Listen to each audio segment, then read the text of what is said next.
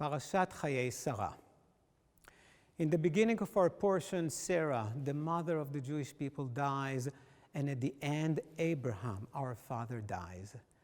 This week, the Jewish people lost the most important leader of the 21st century, Rabbi, Lord, Dr. Jonathan Sacks.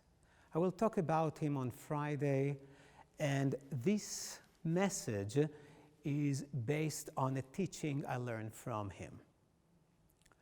When God told Abraham to leave his land, his family, his culture behind, and to go to the place that God will show him, God promised him two things in return.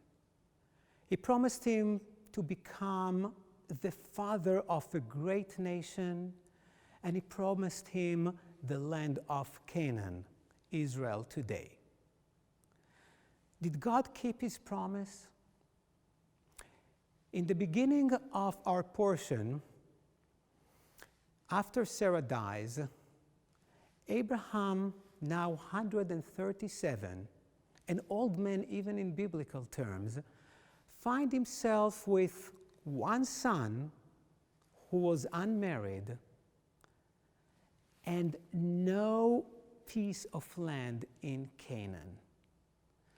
God repeated the promise of children and land 5 different times, but it seems like God did not keep God's promise.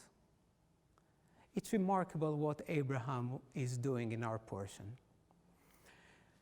The first act after he lost his wife was to try to buy some land in Canaan. He finds the owner of the cave where he wants to bury Sarah and begs him to sell it to him. He's being humiliated.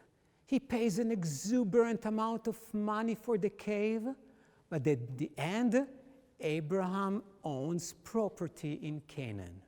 Immediately after, he sends his servant to Mesopotamia to find a wife for his son Isaac, so he will have great grandchildren. Many people would have assumed that God did not keep God's promise, but not Abraham. He was able to take the first step. He had a start. 4,000 years later, Abraham's children, the Jewish people, are still here, successful and vibrant.